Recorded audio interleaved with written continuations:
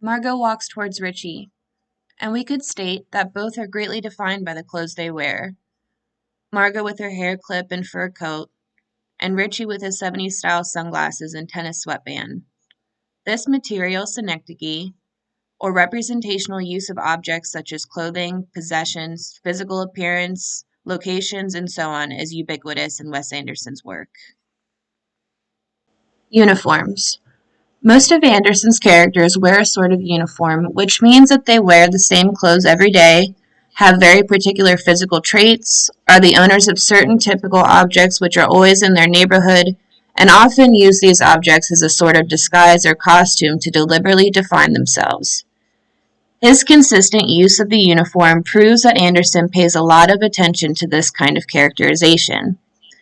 He often employs this material synecdoche in the same way.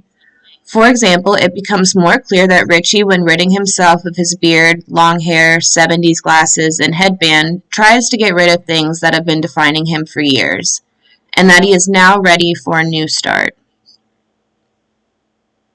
Another great example is Monsieur Gustave from the Grand Budapest Hotel.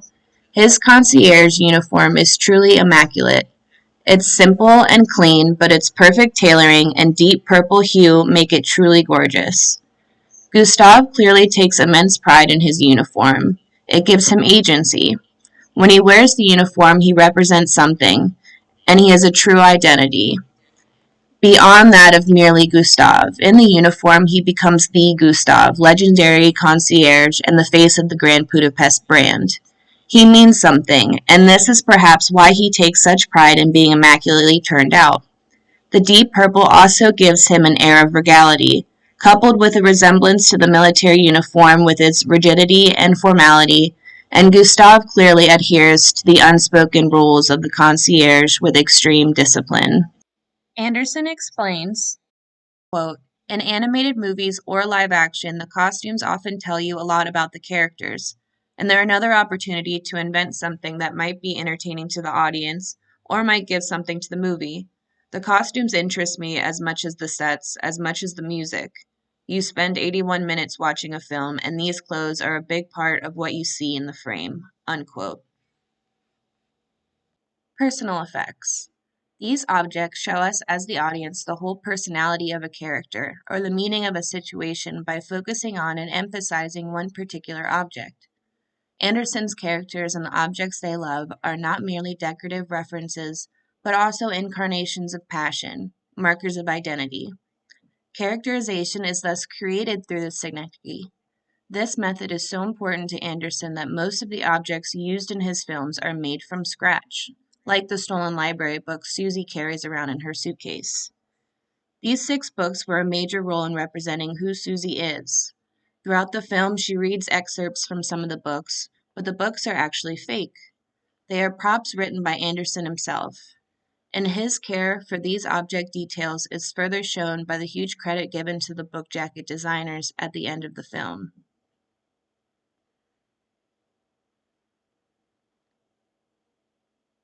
Another great example is Francis, who is a snob character depicted well by his expensive loafers and belt.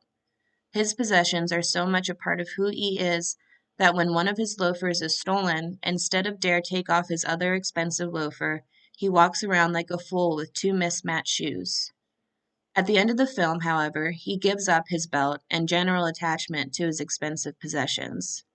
Because he grew as a person, healed from the grief of losing his father, and restored his bond with his brothers, he is able to let go of his stuff and focus on human relationships again.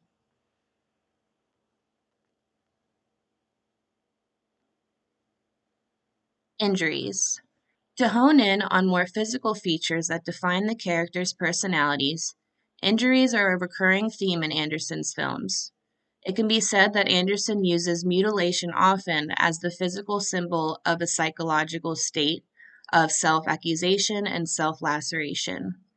For example, a wounded hand is a synecdoche for the protagonist undeservedly blaming himself and being unable to get over his grief. This mental instability and grief translated into physical wounds is also ubiquitous in Anderson's films. Both Susie and Richie hurt their hand due to self-infliction, which points to their deeply rooted mental pains. When Sam asks Susie why her hand is in a bandage, she answers that she, quote, got angry at herself, unquote. Susie's mutilations and self-inflicted and deliberate, as are the injuries of Francis in the Jarling Limited. Eli from the Royal Tenenbaums car accident, and Richie's wounded hand and slit wrists in the Royal Tenenbaums. We are constantly reminded of these characters' suicidal minds through their bandages and scars. But the non-suicidal characters are also often suffering from injuries that reflect their mental state. Dignan from Bottle Rocket gets involved in a fight. Walt from Moonrise Kingdom is constantly getting black eyes. Max from Rushmore nosebleeds after fighting with his cast. Margot's wooden finger.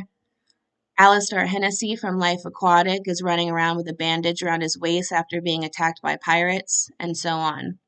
The characters who have very obvious physical wounds also admit that they are hurt in mental sense as well. Francis, for example, is the only Whitman brother who announces his need to heal.